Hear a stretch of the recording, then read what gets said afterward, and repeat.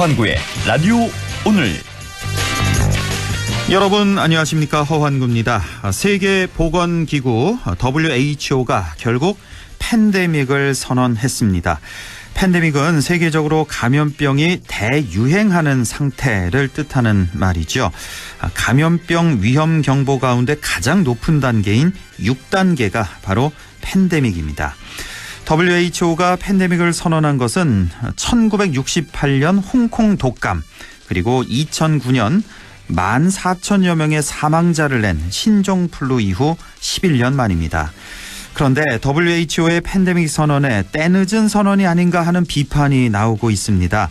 세계 110여 개 나라에서 코로나19로 인한 사망자가 4,000여 명을 훌쩍 넘어선 상황인데요. 이제야 팬데믹을 선언했다며 WHO가 안전불감증에 걸렸다, 이런 비판의 목소리도 적지 않게 나오고 있습니다. WHO의 팬데믹 선언, 너무 불안하게만 바라볼 필요는 없겠습니다. 우리는 우리대로 지금처럼 침착히 잘 대응해 나가야겠습니다. 3월 12일 목요일 라디오 오늘, 광고 듣고 시작합니다.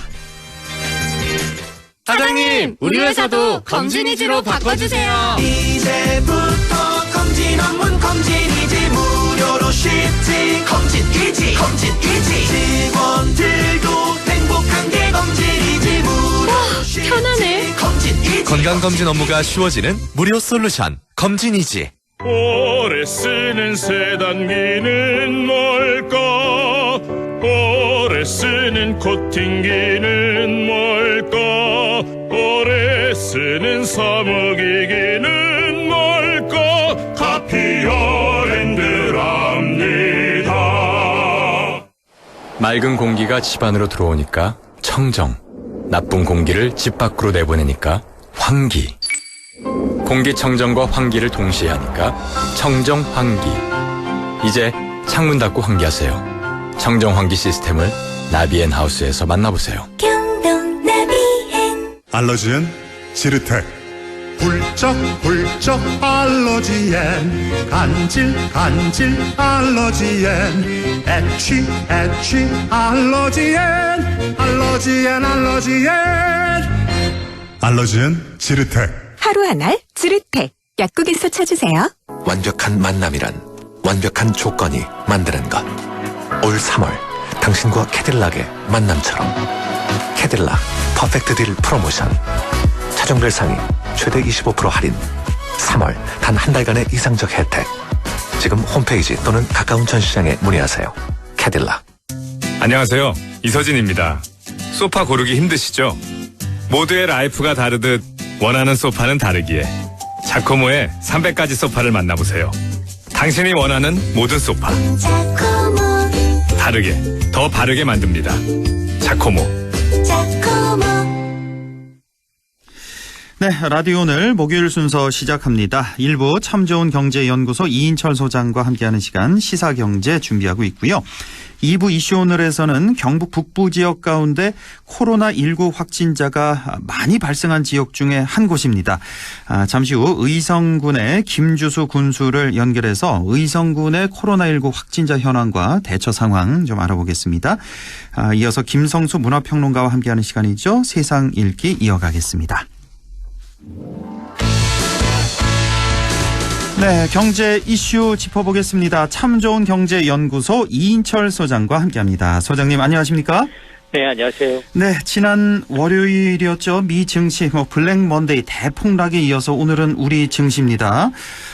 요즘 미국 증시, 우리 증시 모두 정말 무시무시한 상태입니다. 하루에 한 4%, 5% 등락은 기본일 정도. 그런데 오늘 우리 증시 보니까 코스피가 한 3.8% 하락해서 1834까지 밀렸고, 코스닥은 5.3% 하락해서 563선까지 내려앉았는데, 이렇게 되니까 이제 우리 증시가 이게 4년 만에 최저 수준으로 떨어진 상태라고요? 그렇습니다. 세계보건기구가 지금 현지 시간으로 12일 이 코로나19를 팬데믹 세계적 대유행으로 선언을 했습니다. 네. 이미 세계 110여 개 국가로 퍼져 있죠. 확진자 수가 12만 명 넘어섰고 사망자가 4,300명을 웃돌고 있습니다. 이 전염병 경보 단계 6단계 가운데 최고 위험 등급인데요. 이러다 보니까 앞서 1968년 홍콩 독감, 2009년 신종 플루에 이어서 세 번쯤입니다. 이 때문에 올 새벽에 미국 증시가 급락했습니다. 미국 경기 부양책에 대한 의구심 플러스 코로나19의 대유행에 대한 우려가 투자심을 위축시켜서 새벽에 다우지수는 1460포인트가 빠졌습니다. 5.86%. 예. 나스닥과 S&P 500 지수도 5% 가까이 각각 내려서 이게 어제 이어서 오늘까지 우리 증시 하락을 부추겼습니다. 어제는 장중에 1900선이 무너졌고요.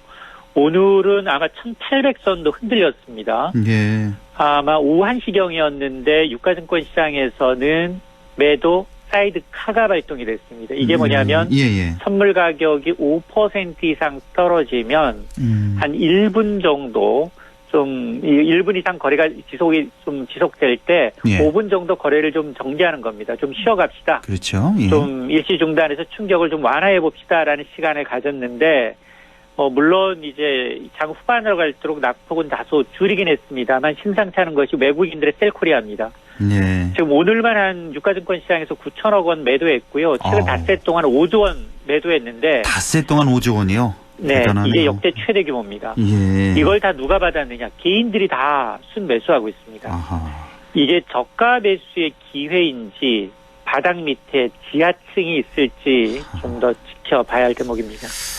그렇군요. 예, 요즘, 증시 움직이는 거 보면 우리 증시도 그렇고 미국 증시도 그렇고 다 그 코스닥 동전주처럼 움직이는 것 같아요. 미 증시 같은 경우는 1000포인트 오르락 내리락 하는 건 무섭고요. 지난 월요일에는 2000포인트 넘게 내렸잖아요. 그렇습니다. 정말 이런 적이 있었나 싶을 정도로 정말 무시무시한 아마 투자하시는 분들 주식 투자하시는 분들 정말 멘붕 상태일 것 같습니다. 예.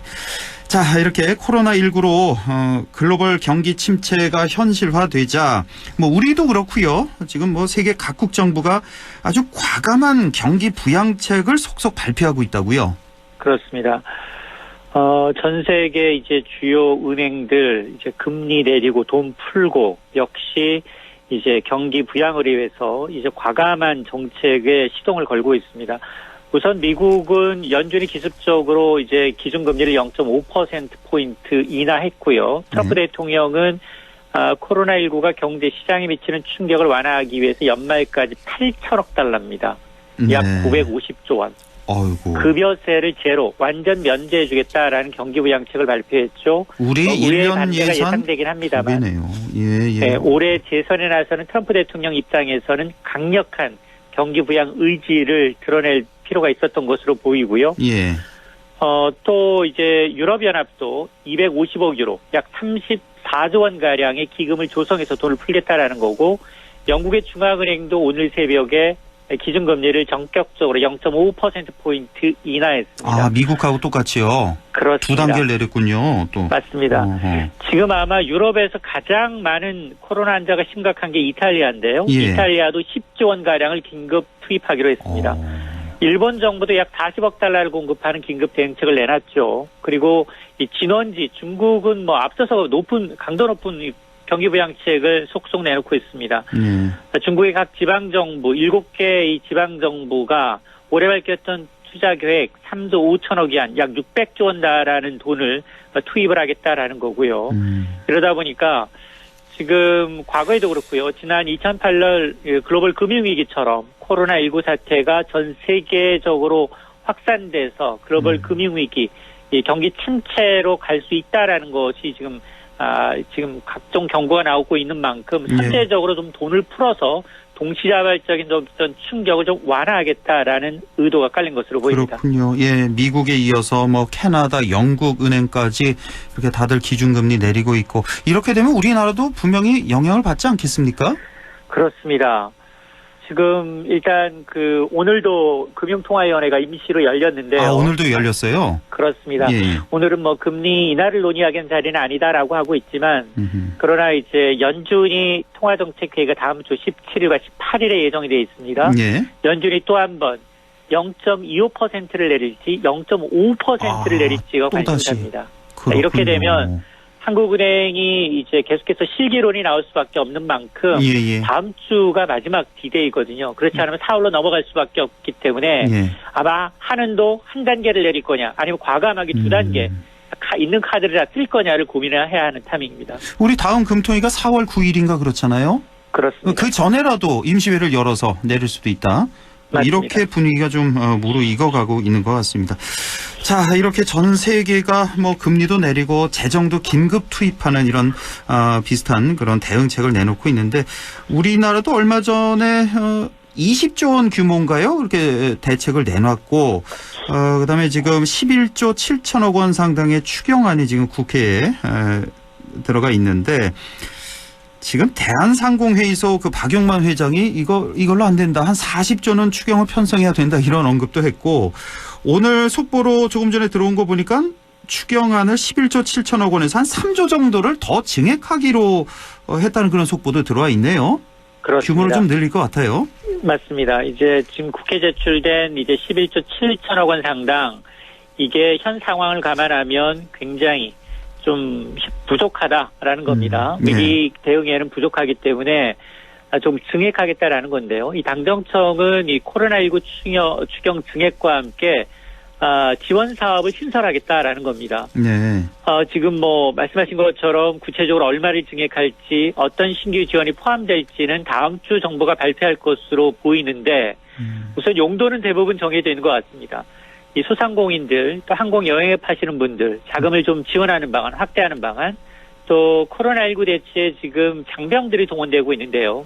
이들의 급식비를 좀 늘리는 방안, 또 의료진들의 보호장구를 좀 넉넉하게 확보하고 또 약국에 공급하고 있는 마스크에 대한 감세를 좀 검토하겠다라는 겁니다. 그런 것들이 이제 추가적으로 이제 3조 원 남짓 이상 들을 수 있다라는 건데 반면에 지금 지자체와 여당 일각에서 국민들에게 월 100만 원씩 재난 기본소득을 지급하자라는 제안이 나오고 있는데 이와 관련해서 당정청은 이번 추경에는 도입하기 좀 어렵다라고 선을 긋고 있고요. 일단 다음 주 초까지는 당정청은 국회에서 추경안을 통과시키겠다라는 입장이지만 문제는 야당의 반발도 만만치가 않습니다.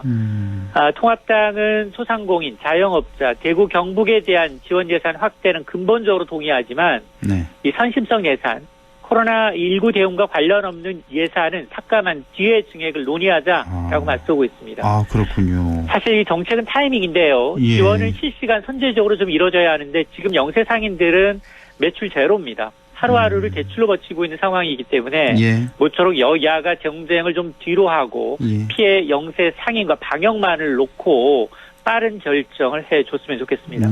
좀 서둘러야겠습니다. 이 꼼꼼히 들여다보는 것도 물론 중요한데요. 신속하게 처리하는 게 더 중요하다는 거. 말씀하신 대로 추경 이런 경제 정책은 타이밍이 중요하니까요. 자, 뉴스 보신 분들 아시겠지만 이 코로나19 사태로 직격탄을 맞은 분야, 뭐 안 맞은 분야가 거의 없다시피 한데 그중에서도 뭐 여행업계 또 예식업계 이런 서비스업에 지금 위약금을 둘러싼 소비자와 업체 간의 분쟁이 크게 늘고 있다 이런 뉴스 보셨을 텐데 사실 이런 걸 보면은 뭐 개인들 억울함도 크게 공감이 가고요. 또 어려움에 처한 업체들도 또 상당히 딱한 사정이고요. 어느 편을 들어줘야 될지 모르겠네요. 맞습니다.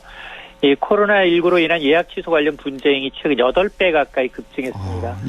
공정위가 이제 코로나19가 국내에서 발생한 1월 20일부터 지난 8일까지 5대 업종입니다. 국외 여행, 항공 여객, 음식 서비스, 숙박시설, 예식 이 5개 업종을 조사해 보니 관련 상담 건수가 15,000건에 육박합니다. 1년 전에 비해서 7.8배가 늘어났는데요.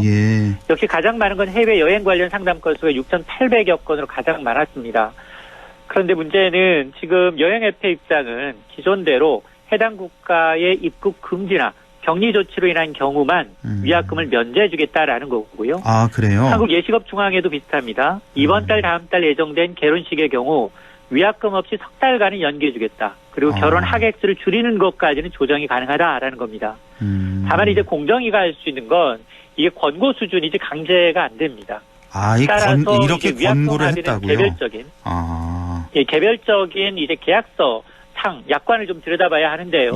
이게 피해 구제가 안 되면 법원 소송까지 갈 수밖에 없는 상황입니다. 보통 이 약관을 보면 이런 경우에 왜 천재지변일 경우에는 뭐 위약금이 없다 이렇게 규정이 돼 있잖아요. 맞습니다. 근데 이 코로나 사태가 이게 천재지변이냐 아니냐 이게 논란이 되고 있는 상황이어서 이걸 참 어느 편을 들어줘야 될지 난감한 그런 상황이고 요즘 해외 여행객이 뭐 거의 뭐 10분의 1 이상이겠죠. 예, 완전 요즘 여행 다니시는 분 계실지 잘 모를 정도로 그런 상황인데 지금 그렇다 보니까 김포국제공항 일부 면세점이 결국 오늘부터는 한시적으로 문을 닫는다는 소식이 있네요. 예, 소장님? 예, 소장님? 지금 끊겼네요. 예, 다시 좀 연결을 해보도록 하고. 자, 그 면세점 얘기 좀 여쭤보려고 그랬는데 요즘 뭐 하루 매출이 100만 원이라는 그런 뉴스까지 있어서 100만 원이면은 뭐 손님 한두 명 정도 왔다 갔다는 그런 얘기가 될 텐데 좀 여쭤보죠. 지금 김포국제공항 일부 면세점이 결국 문을 닫는다고요? 한시적으로? 그렇습니다. 지금 롯데 면세점인데요. 김포국제공항 국제선 청사에 있는 면세점 영업을 잠정 중단하고 오늘부터 무기한 휴점에 들어갔습니다. 지금 코로나19 확산되면서 아마 이제 한국인의 입국 제한 110여 개 국가로 늘어났죠. 이러다 보니까 이용객이 급감한 탓인데요. 여기 롯데 면세점 김포공항점 매출은 평소 같으면 한 하루에 한 2억 원에 달했습니다. 아, 평소에 2억 원. 예. 네, 하루에. 예. 근데 최근 매출이 100만 원대까지 떨어졌다는 겁니다. 그러니까요. 예. 한두 명 수준으로 떨어져서 이 김포국제공항은 일본과 중국, 대만 등 단거리 왕복 노선을 운행하고 있는데 지난 1월 기준 하루 평균 한 운항 편수가 24편이었는데 이달 9일 기준 하루에 한 2편 수준으로 급감한 겁니다. 예. 이마저도 이용객 없이 운행하고 있는 것들이 많아서 이렇게 항공의 이제 수요가 없다 보니까 이제 면세점이 타격을 받고 있는 셈인데요. 롯데는 공항 면세점뿐만이 아니라 시내 5개 면세점도 영업시간을 전별로 2-3시간씩 단축 운행을 하고 있는데 이런 상황은 다른 면세점, 신라나 중소 면세점도 비슷한 상황입니다. 그렇겠죠. 예. 자, 기분 나쁜 소식이 하나 들어와 있는데 중국 여행 가보신 분들 한 번쯤 아마 타보셨을 것 같은데 중국의 동방항공이라고 있는데요.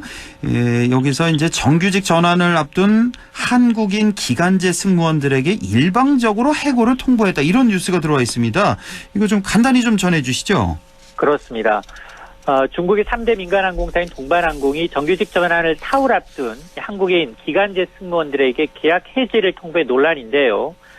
계약 해지 대상이 지난 2018년 3월에 입사한 한국인 승무원 73명입니다. 어제 날짜 11일자로 해고 통보를 받았는데 통상 이 항공사는 2년간 계약직 신분으로 근무시킨 뒤에 정규직인 무기계약직으로 그동안 전환해줬습니다. 예. 이 항공사 측은 이 코로나19 확산으로 한중 노선이 타격을 입어서 더 이상 한국인 기간제 승무원을 고용할 수 없다라고 해명을 하고 있는데 이 해명이 2% 부족한 게 같은 해 입사한 일본, 이탈리아 국적 승무원은 정규직 전환이 됐다는 겁니다.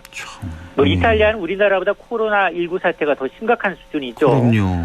그리고 앞서 동방항공은 지난해 11월에도 코로나19 진원지였던 우한 등의 중국 국내 노선에 한국인 승무원만 집중적으로 투입해서 논란을 빚기도 했는데요. 예. 어쨌든 이번에 해고 통보를 받은 한국인 승무원들은 개별 퇴직 합의를 거부하고 있고요. 이 법적 대응에 나선다는 방침입니다. 네, 오늘 여기까지요. 참 좋은 경제연구소 이인철 소장이었습니다. 고맙습니다. 네, 감사합니다. 네, 라디오 오늘 잠시 후 2부에서 뵙겠습니다.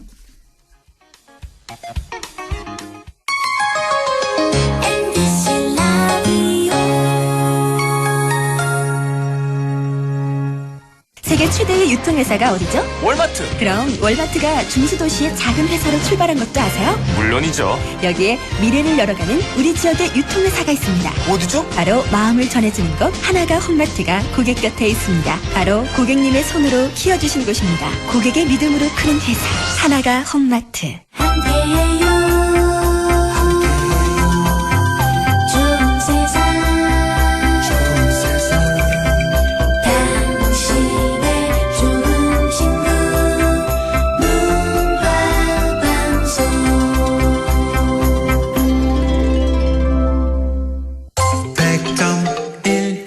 라디오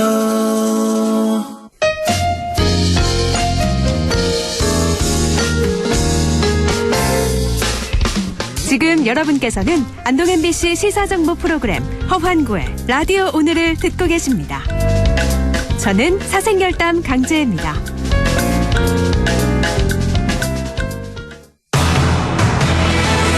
네, 6시 25분 16초 지나고 있습니다. 이슈 오늘 시작합니다. 코로나19 사태 초기에 성지순례를 다녀온 주민이 확진 판정을 받으면서 계속해서 많은 확진자가 발생한 지역이죠. 의성군입니다. 의성군의 현재 상황은 어떤지, 어떻게 대처하고 있는지 알아보겠습니다. 의성군의 김주수 군수 연결돼 있습니다. 군수님 안녕하십니까? 네, 안녕하십니까? 예, 연일 수고가 많으십니다.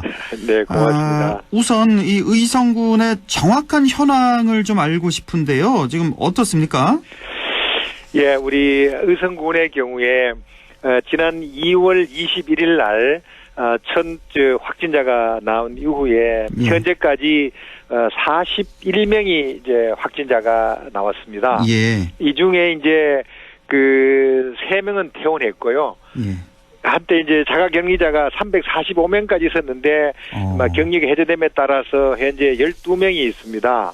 그리고 이제 그동안에 국민들께서 많이 이렇게 지켜주시고 하셔서 지난 3월 1일 이후에는 우리가 이제 거의 확진자가 없는 그런 상태로서 되어 있습니다만은 군은 그래도 균형감을 유지하면서 철저히 대응해 나가고 있고요. 또 확진자 중에서 이미 말씀드린 대로 3명은 이미 이제 완치됐다고 말씀드리겠습니다. 예. 그게 이제 2월 21일이었군요. 왜 성지순례 다녀온 분들 왜 단체로 의성에 이제 많이 계셔서 이제 그때 많이 이제 발생을 했고 3월 들어서는 거의 안 나왔고 그렇습니다. 지금 의성이 한 6일째인가요? 확진자가 없는 상태죠? 계속해서? 예, 그렇습니다. 7일째 이제 확진자가 없는 그런 6일째, 상황이고요. 7일째 없는 상황이고 방역에 얼마나 애를 썼는지 지금 알 수 있는 대목이고 그래도 긴장의 끈을 놓아서는 절대 안 되는 그런 상황이고요. 자, 이 확진자들 어떻게 해서 감염이 됐는지 서로 또 연관 관계는 역학 관계는 어떻게 돼 있는지 그것도 좀 말씀해 주시죠. 예, 이제 현재 역학조사반이 조사 중에 있습니다만은 기본적으로 이제 지난 2월 8일부터 16일까지 성지순례에 참여한 분들로부터 이렇게 감염이 된 것으로 이제 일단은 확인되었는데요. 다만 성지순례 참여한 분들이 어떤 경로를 통해서 감염된지에 대해서는 이제 조사 중에 있다는 걸 말씀드리고요. 그리고 2차 얘기해서 3차 감염된 분들도 대부분 이제 가족들 확진 나오기 전에 같이 계셨던 가족들이나 또 같이 이렇게 성지순례 갔다 와서 같이 모였던 그런 부분적으로 참여한 분들이기 때문에 그것으로 이제 거의 지난 3월 초에 끝나서 현재 역학조사 중에 있다는 거는 말씀드립니다. 예, 그러니까 의성군의 확진자가 모두 41명인데 성지순례자 그러니까 성지순례 다녀와서 1차 감염되신 분들 그분들이 몇 분이죠? 그분들이 한 20분 정도 되고요. 그분들이 20분. 그다음에 이제 같이 이렇게 여러 가지 레조하고 이런 분들이 한 16분 됩니다. 가족이 대부분이겠죠? 16분은. 대부분이 됩니다. 그래서 이제 2, 3차도 거의 가족이 대부분이고 다만 몇 분들이 이제 같이 밀접 접촉해서 나온 분들이 이제 계시는 그런 상황입니다. 그렇군요. 예. 확진자 41명 중에 성지순례자가 20명이고 그리고 2차 감염, 3차 감염 이제 16명, 2명 이렇게 되는 거고. 자, 지금 확진자들 어떤 치료를 받고 있는지 대부분 다 지금 입원을 한 상황인가요? 예, 이제 전체 41명 중에 아까 말씀드린 대로 이제 이미 3명은 퇴원했고요. 그리고 이제 32분에는 안동 일원이나 또 김천 포항 일원 등에 이렇게 입원돼 있고요. 그리고 또 이제 경증 환자분들 6분은 우리 의성에 있는 생활치료센터에서 지금 이제 격리해서 이제 관리되고 있는 그런 상황입니다. 그리고 대부분 이제 걱정했습니다만은 그동안에 이제 도와 이렇게 긴밀히 협조해서 확진자 발생 때마다 빠르게 이제 이렇게 병원에 입원됐기 때문에 현재 상황은 이제 이렇게 모두 어느 정도는 이제 양호한 그런 상태라고 말씀드릴 수 있겠습니다. 확진자 41명 중에 3분은 이미 퇴원했고 완치해서 네. 지금 32분이 입원을 해 있는 상태고요. 네네. 6명은 예, 생활치료센터에 가 계신 거고 지금 걱정되는 게 이 32분 이 입원 환자들 중에 혹시 중증 환자는 없으신지.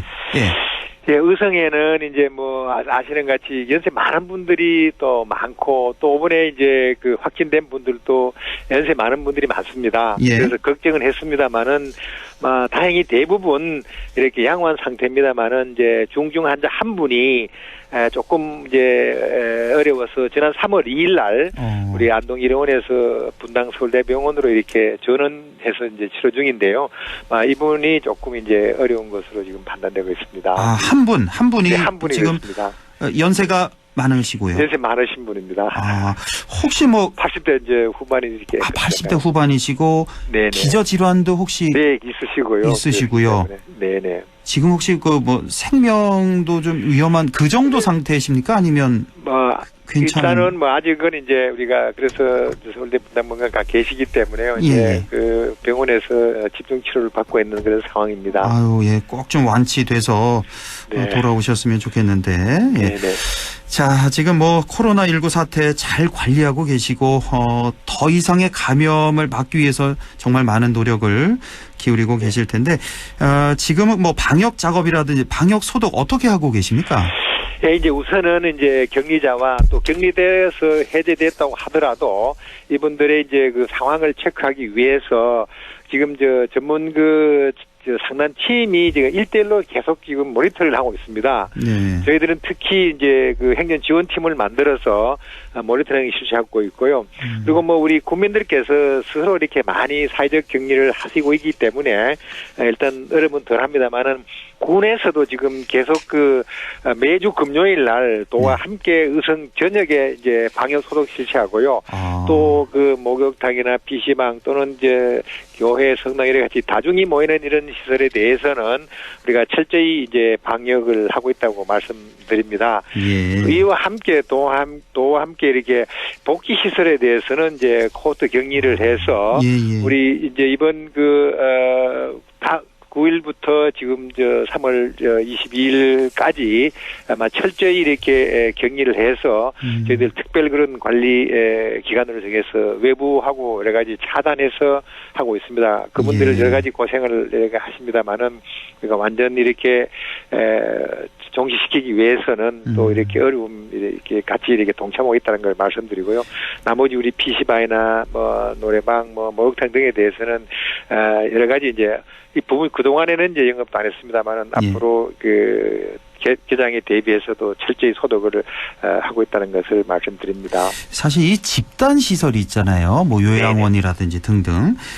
복지 시설 같은 경우 지금 의성에도 연세 많으신 분들이 많아서 지금 의성은 어떻습니까? 이런 집단 시설이 많이 있는지 이게 좀 걱정이 되거든요. 저희들이 굉장히 많습니다. 많아요. 건물이 많기 때문에 21곳이 있습니다. 21곳이나 있어요. 네, 21곳에서 이미 이제 저도 3월 초에도 이제 다 한번 21곳 다녀봤고요. 또 이번에 지난 7일, 8일 또 이제 우리 코호트 격리하기 전에도 다 해서 뭐가 불편한지 필요한 게 뭔지를 해봤는데요. 다만 이제 그분들께서 우리가 시설장들 중심으로 해서 일찍이 우리가 설 쉬고는 다 이제 신규 환자분은 받지도 않고 격리돼서 상당히 강하게 하고 그렇게 계십니다. 정말 이 코호트 격리 당하는 분들 얼마나 불편하시겠습니까? 종사자들도 다 거기에 격리돼 있는 거잖아요. 그럼에도 불구하고 이 집단 시설 한 병만 발생하면 다 퍼지게 되니까 우리가 그걸 봤지 않습니까? 꼭 좀 아무 일 없이 좀 지나갔으면 좋겠고. 최선을 다하겠습니다. 아까 그 PC방, 노래 연습장, 목욕탕 말씀을 해주셨는데 이런 다중이용 시설도 상당히 좀 위험하지 않습니까? 그래서 철저히 소독할 뿐만 아니라 그동안에는 이제 지금도 뭐 거의 대부분 휴업을 하고 있습니다. 또 학원도 그렇고 의성은 이제 교육청과 또 소방서 경찰 협조해서 저희들 이제 말씀을 드려서 하고 우리 이제 성당은 또 우리가 그동안에 이제 미사를 안 보셨고 또 불교에도 그렇고 다만 이제 교회는 대체로 저희들도 한 153개 교회가 있는데요. 네. 대부분의 한 3분의 2 정도는 안 보시고 또 3분의 1 정도 보시는 이제 교회도 이렇게 떨어져 앉고 마스크 끼고 다 이렇게 철저한 소독과 이렇게 방역 대책을 하고 이렇게 하겠습니다. 예. 자, 그 결과 이렇게 열심히 꼼꼼히 챙기시니까 6일째 지금 확진자가 없는 이런 상태. 앞으로 좀 계속됐으면 좋겠고. 네. 근데 또 언제 어디서 돌발 변수가 생길지 모르는 거니까요. 예, 네네, 정말. 최선을 다하겠습니다. 예. 네. 자, 이 코로나19로 인해서 입원이나 격리된 주민들의 그 생계 문제도 상당히 중요한 거 아니겠습니까? 네네. 이 부분은 어떻게 지원을 하고 계십니까? 예, 우선은 이제 입원이나 격리된 분들에 대해서는 이제 1인당 한 45만 5천 원 정도의 생활비를 지원하고 있고요. 1인당 네네. 45만 원 정도. 45만 원. 그러니까 예를 들면 뭐 4인 가구 같으면 한 123만 원 정도 됩니다. 그리고 예. 또 이제 자가격리 5일 이상인 분들에 대해서는 가구당 10만 원 내외의 생필품도 지원하고요. 예. 또 격리 기간이 이제 2주 이상 경우에는 임차 가구에 대해서는 월 임대료의 한 20% 정도도 이렇게 주거비도 지원하고 또 이렇게 특히 감염을 해서 생계 곤란한 이제 위기 가구 등에 대해서는 긴급 복지 등으로 해서 연간 한 300만 원 정도의 위로비 등을 다 이렇게 지원하고 있다고 말씀드리겠습니다. 네, 이게 뭐 당사자분들 입장에서는 이게 충분치는 않겠죠. 하지만 네. 뭐 최선을 다하고 있다는 점. 지금 어떻습니까? 협조라든지 지원이 좀 더 필요한 부분은 없으신지, 지금 뭐 중앙정부나 경상북도에서 충분히 지원을 해주고 있는지 좀 궁금하고, 그다음에 지금 오늘 또 이철우 지사가 경북을 특별 재난 지역으로 지정해달라고 왜 청와대하고 국회를 방문했다는 소식이 들어와 있는데, 이 특별 재난 지역으로 지정이 되면 좀 어떻게 재정적으로 큰 도움이 되겠습니까? 예, 이제 여러 가지 이제 뭐 재난 지역 되면 도움이 되고요. 뭐 우리 매일 아침 8시 반에 예. 또 총림 주제나 또 이철우 지사님 주제로 이렇게 회의를 하고 또 우리가 시군별로 어려움이 없는지를 이렇게 점검하고 있기 때문에 예. 다 이제 충분히 협의돼서 큰 어려움은 이제 없다고 말씀드리고요. 뭐 앞으로 우리가 이제 단순히 종식하고 난 다음에 여러 가지 어려운 이런 분야에 대해서도 도와 중앙정부가 해서 피해가 또 어느 정도 이렇게 지원될 수 있도록 최선의 노력과 또 협조를 강화하고 있다고 말씀드립니다. 예. 코로나19 사태 빠른 종식을 위해서는 또 주민들의 협조도 반드시 필요할 것 같은데, 마지막으로 당부하실 말씀이 있다면 좀 전해주시죠.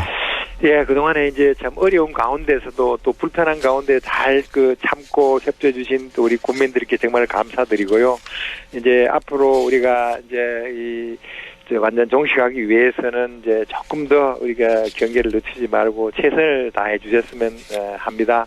우리 통합신공항 이전 주민 투표에서 보여주신 그런 국민들의 하나된 마음, 이번 코로나19 조기 종식에도 또 꼭 힘을 합쳐서 다 할 수 있을 거라고 이렇게 생각하고, 또 우리 국민 모두 불편한 게 대해서 정말 죄송하게 생각하고 힘을 합쳐서 또 다 같이 하기를 기원드리고 또 격려드립니다. 예. 그 통합신공항 말씀하셔서 좀 하나만 좀 여쭤볼게요. 그 얼마 전에 우리 김주수 군수님 저희와 인터뷰하실 때, 그 당시 김영만 군의 군수가 주민투표에 반발해서, 그러니까 의성 비안과 군의 소보가 아닌 군의 우보면만 이제 유치를 신청했잖아요, 국방부에. 네네. 그 이후 상황 좀 말씀해 주시겠어요? 뭐 어떤 변화가 좀 있습니까? 네, 이제 뭐 국방부에서는 이제 어떤 여러 가지 이제 뭐 준비를 하고 있을 거라고 생각하고요. 예. 최근에 이제 코로나19나 또 총선 등 여러 가지 이렇게 상황들이 변수가 있기 때문에 예. 조금 이제 미뤄지는 것 같은데요. 이러한 데 어느 정도 정리가 되면은 우리 정부에서도 또 이렇게 속도를 내서 예. 조기에 이렇게 이전 부지가 이제 정되고 여러 가지 이제 절차가 진행되고 할 거라고 이렇게 확신합니다. 이 통합신공항 문제도 좀 빨리 좀 마무리돼서 해결이 돼서 빨리 사업이 좀 추진됐으면 좋겠네요. 예. 네, 그렇게 될 거라고 생각합니다. 네, 군수님 오늘 말씀 잘 들었습니다. 고맙습니다. 네, 고맙습니다. 네, 지금까지 의성군 김주수 군수였습니다. 네, 김성수의 세상 읽기 바로 이어가겠습니다. 오늘은 마스크 대란이라고 할 정도로 지금 마스크가 부족한 상황인데요. 이 마스크 생산을 늘리기 위해서 개성공단을 재가동하자 이런 주장이 나오고 있어서요. 이 얘기 좀 다뤄보겠습니다. 김성수 문화평론가와 함께하겠습니다. 안녕하십니까? 안녕하세요. 김성수입니다. 예. 자, 이 소식 아마 뉴스 보신 분들 많이 계실 텐데 이 마스크를 개성공단에서 생산이 가능한가 봐요? 예, 그렇습니다. 실제로 청와대 국민청원이 지난 6일 제안이 됐습니다. 예. 그래서 굉장히 많은 사람들이 주목을 했죠. 아, 정말 개성공단을 열면 거기서 마스크가 생산 가능하다는 얘기인가? 그런데 그 당일날 개성공업지구지원재단의 김진향 이사장이라고 있는데요. 예. 자기 유튜브 방송을 통해서 이 주장이 잠꼬대가 아니다. 망상이 아니다. 위기를 기회로 돌파할 수 있는 기회다. 이렇게 얘기를 한 거예요. 예. 실제로 개성공단에는 가동이 중단된 위생 마스크 공장이 하나 있습니다. 예. 이 공장은 월 100만 장 정도의 생산이 가능한 공장이에요. 아, 월 100만 장이요? 월 예, 100만 그리고 장? 예.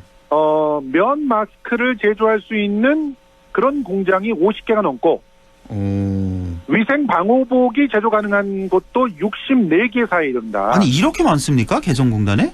마스크 예, 제조 물론 공장이? 여기가요. 예.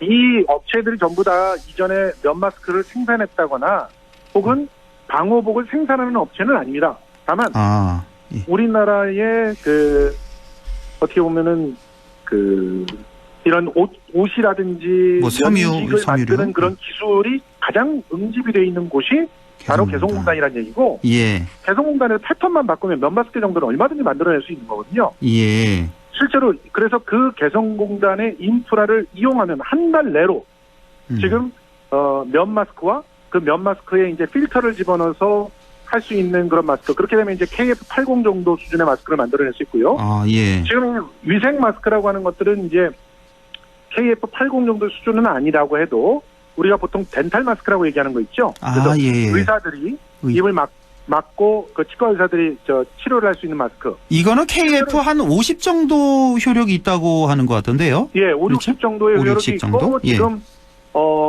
이 정도 마스크면은 일반 사람들은 다 사용할 수 있는 거고요. 그렇죠. 지금 외국에서는 다 이 마스크 씁니다. 미국에서 마스크가 풍기 현상을 빚고 있다고 할 때 그 마스크가 KF94 수준의 그런 방역 마스크가 풍기가 그것도 됐지만 예. 실제로 시민들이 원하고 있는 마스크는 그 일반 위생 마스크거든요. 네. 그러니까 덴탈 마스크. 일본에서 엄청나게 비싸게 팔리고 있다는 마스크도 이 마스크입니다. 그러니까 이거를 당장 이 마스크 같은 경우는 100만 장, 월 100만 장을 찍어낼 수 있는 생산 설비가 다 있다는 것이죠. 예. 그래서 지금 우리의 수요만 해도 3천만 장이고 그리고 전 세계에서 지금 마스크를 구입하겠다는 문의가 쏟아져 들어오고 있는데 정작 우리 공장들은 80% 정도를 전부 정부에다가 팔아야 되는 상황이기 때문에 예. 발상을 달리해서 개성공단에서 찍어내보자 이런 얘기를 하고 있는 것이죠. 이게 만약 사실이라면 정말 실제로 가능하다면 정말 가뭄 속의 단비 같은 이런 소식인데 이렇게 마스크를 개성공단에서 만들 수 있다면 그런데 실제로 이게 시민사회 단체들에서도 이 비슷한 주장을 거듭했다면서요 오늘?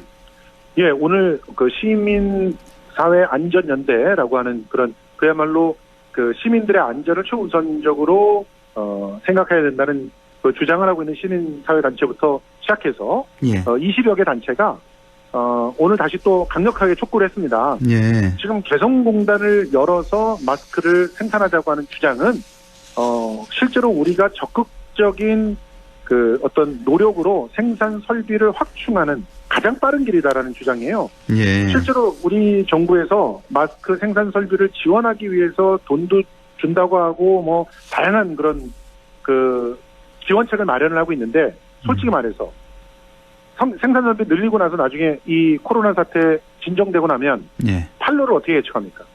그렇죠. 그런 이런 문제가 것들을 있죠. 생각하니까 예. 개별 민간 기업에서 이걸 하기가 어려워요. 그렇죠. 그런데 개성공단은 엄청난 경쟁력이 있는 게 바로 인건비입니다. 그렇죠. 그 숙련된 노동력이 있잖아요. 숙련된 노동력이 엄청나게 싼 가격으로 제공이 될 수가 있어요. 예. 그렇다고 한다면 여기는 지금 생산량들을 충분히 늘려도 나중에 혹시라도 뭐 마스크가 조금씩 이렇게 수요가 줄어든다 그래도 예. 설비 라인들을 바꿔가면서 얼마든지 대응할 수가 있다는 거예요. 그렇죠. 예. 그리고 실제로 우리나라의 마스크가 지금 기능으로 보나 안전성으로 보나 모든 면에서 세계 최고 수준이라고 하는 게 이번에 입증이 됐단 말이에요. 그래서 예. 중국이 일본의 마스크를 지원했는데 한국 마스크를 사갖고 지원했지 않습니까? 예. 그러니까 이런 상황을 본다면 우리가 이 코로나 사태를 선제적으로 이제 안정시키는 데 대해서 전 세계에 기여할 수 있는 기회도 개성공단에서 마련할 수 있다. 이런 주장들을 하고 그렇죠. 있는 겁니다. 예, 지금 사실 그 미주나 뭐 유럽 같은 데서는 거기 사람들은 마스크라는 걸 잘 모르고 마스크 문화가 없다고 이렇게 보도가 되던데 사실 아니, 이번 말해서요. 예. 일본에서 예. 뭐 엄청나게 마스크를 갖다가 잘 공짜로 공급한다더라 이런 식의 가짜뉴스를 퍼뜨리는 일부 언론들이 있는데요. 예. 일본은 일본 전체 인구의 0.1%의 아주 특수한 지역에만 마스크를 여태 4장 공급했습니다. 무려 한 가구당 4장. 아, 그래요. 예. 그리고 앞으로 이거를 40장까지 공급하겠다라고 계획만 세웠고요. 예. 그 40장의 혜택을 받는 것도 1년에 한 번 혜택을 받는 거겠고, 그리고 특정한 0.1%에 대한 해당하는 인구에 대해서만이에요. 그러니까요. 그래서 나머지는 예. 마스크가 없으면 못 사고 있어요. 그러니까 지금 일본 내에서도 공급 능력이 이렇게 현저히 떨어지고 미주나 아니면 유럽 대륙 같은 경우도 이번 코로나 사태로 인해서 앞으로 마스크 수요가 어마어마할 것 같은데 앞으로도 지금 우리가 이렇게 개성공단을 좀 개발해 놓으면 앞으로 그 수요에 대한 전 세계적으로 수요에 대한 걱정은 없을 것 같습니다. 솔직히 말해서 지금 이 찬스를 중국이 잡으려고 하고 있잖아요. 그래서 그래요. 중국이 열심히 방역용 마스크를 갖다가 생산해 낸다고 하는데 사실 기술이 우리나라에 훨씬 못 미칩니다. 여기는 진짜 KF94 이상의 마스크를 자체 기술로 생산해낼 수 있는 능력이 없어요. 그래요. 그렇기 때문에 이런 부분들을 우리가 선제적으로 투자를 한다면 뭐 김진영 이사장의 주장에 의하면 개성공단 같은 경우는 KF94 이상 수준을 만들어내는데도 석 달 안에 가능할 것이다. 이런 얘기들 하고 있어요. 그렇군요. 그래서 이 부분에 대해서 적극적으로 검토를 해달라고 하는 얘기인데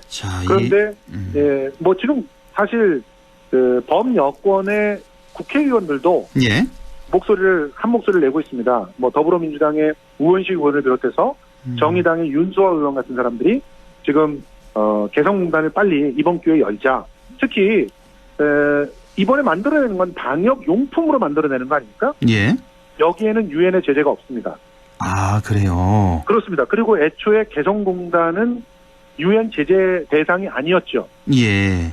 거기다가 이 방역 용품들을 만들어내면서 세계의 코로나 위기에 적극 대응하겠다는 모습을 보인다면 더더욱 설득하기가 쉽지 않겠습니까? 그렇습니다. 예. 그리고 김정은 위원장이 또 친서를 보내서 이 방역 부분에 대한 협조에 대해서는 충분히 논의를 할 그런 어떤 가능성들을 보여줬어요. 예. 이런 찬스를 잡아야 된다. 이렇게 얘기를 하고 있는 거죠. 예. 그런데 오늘 저도 조금 전에 뉴스를 얼핏 보긴 봤는데 통일부에서 그 통일부 장관이 아까 우리 김성수 평론가가 말씀해 주신 개성공업지구 지원재단의 김진양 이사장의 그 주장과는 달리 실제로 개성공단에는 이렇게 많은 마스크를 생산할 능력이 안 된다. 뭐 이렇게 발표를 했던 기억이 있어서요. 지금 통일부의 입장은 어떻습니까? 일단은 너무나 오랜 기간 동안에 이 기계들이 서 있었잖아요. 예. 그러면 기계들을 점검을 해야 되죠. 그렇죠. 그리고 그동안 끊어졌던 그런 뭐 전기라든가 물이라든가 이런 부분들이 제대로 가동이 되는지도 살펴봐야 되지 않겠습니까? 예. 그리고 또 인력이 예전에 3만 5천의 노동자들이 있었습니다. 예. 북한이 그 노동자들을 전폭적으로 지원을 해줬죠. 예. 인건비도 전 세계에서 찾을 수 없을 만큼 저렴한 인건비로 일을 할 수 있게 해줬습니다. 예. 그런데 똑같이 해주겠느냐. 지금 한번 문을 닫아버리고 불신을 보였지 않습니까? 예. 그러면 이러한 형태의 일종의 협조를 똑같이 북한이 하겠느냐. 그러니까 사실 넘어야 될 산이 많은 것이다. 당장 가능하다는 식으로 말하는 거는 좀 곤란하다 이런 얘기고. 그런데 이거는 또 동전의 양면 같은 것이죠. 실제로 북한에서 적극적으로 협조를 하려고 맘만 먹으면 또 얼마든지 이런 부분은 문제를 개선할 수가 있다는 것이고, 실제로 김진양 이사장이 얘기하고 있는 것은 당장 찍어낸다라는 그런 개념이 아니라 네. 한 달 내로 준비할 수 있다는 겁니다. 한 달 내로. 예. 예. 이 한 달이라고 하는 기간은 어떤 면에서는 골든타임이라고 볼 수도 있는 기간이에요. 지금 이탈리아라든가 미국이라든가 코로나19가 막 급속으로 확산되고 있는 상황이잖아요. 예. 이탈리아 같은 경우는 오늘 2,300명이 늘어났다는 발표를 했어요. 어제에 대비해서. 그러니까요. 예. 이 상황은 최소한 석 달 이상 갈 거라고 보는 거죠. 석 달 이상 그래서 앞으로도. 지금 그러니까 우리나라 같은 경우는 조기에 마감이 될 수 있을 것 같아요. 그런데 미국이나 이태리는 이 불을 잡기 위해서 석 달 이상은 투자를 해야 된다는 그런 전문가들의 견해들이 나오고 있거든요. 일본도 어떻게 될지 모르고. 예. 일본 역시 마찬가지죠. 일본은 맞습니다. 지금 이게 결국은 올림픽을 연기시키거나 무산시키는 그런 강력한 요인이 될 것 같잖아요. 그러니까 자기네들이 방역을 실패한 것들을 갖다가 국민들한테 들키기 싫어서 예. 한국과 중국을 때리는 걸로 그 문제를 거두려고 하는데, 그런데 우리가 한 달 안에 방역 특히나 방호복들도 굉장히 지금 많이 필요하거든요. 전 세계가. 예. 이런 방호복들과 마스크를 선제적으로 만들어낼 수 있다면 금전적으로도 엄청난 도움이겠지만 전 세계에 우리의 어떤 역량들을 보여주는 그런 계기가 될 수 있다는 것입니다. 예, 알겠습니다. 오늘 마스크에 관한 얘기, 개성공단 생산에 관한 얘기 들어봤습니다. 김성수 문화평론가였습니다. 고맙습니다. 고맙습니다. 예, 날씨 알아보죠. 김도현 캐스터 전해주세요. 네, 확실히 계절 바뀔 때가 옷차림하기 가장 힘든 것 같습니다. 요즘 건강 챙기기 참 어려운데요. 본격적으로 봄이 오기 전 날씨 변덕이 심합니다. 오늘 햇볕은 따스했지만 공기가 좀 차가웠습니다. 이에 따라 낮 동안에도 쌀쌀함이 감돌았는데요. 내일은 오늘보다 기온이 더 오르면서 포근하다 느끼실 것 같습니다. 원래 봄철 날씨가 변덕스럽긴 한데요. 낮 동안에는 남풍도 불어들고 햇살도 비쳐들면서 15도 안팎까지 기온이 오르겠습니다. 일교차가 최고 20도가량 크게 벌어지는 곳도 있으니까요. 체온을 조절할 수 있는 옷을 더 입어주시는 게 좋겠는데요. 두꺼운 옷 한 벌보다는 얇은 옷을 여러 겹 입고 체온 조절 해주시는 게 좋겠습니다. 주말까지 대체로 맑은 날씨 이어집니다. 내일 오후부터는 찬바람이 불어오면서 토요일 아침에는 또 한 번 찬 공기가 내려오면서 반짝 춥겠습니다. 꽃샘추위가 찾아오겠고요. 일요일에는 곳곳에 눈이나 비가 한 차례 지나겠습니다. 꽃샘추위가 지나고 나서 다음 주에는 한층 더 따뜻해지겠고요. 화요일과 수요일 사이에는 10도를 웃돌기도 하겠습니다. 내일 기온은 아침이 영상 3도, 한낮에는 12도, 13도까지 올라갑니다. 안동 현재 기온은 어제 이 시간보다 7도 높은 13도, 습도는 25%입니다. 날씨였습니다.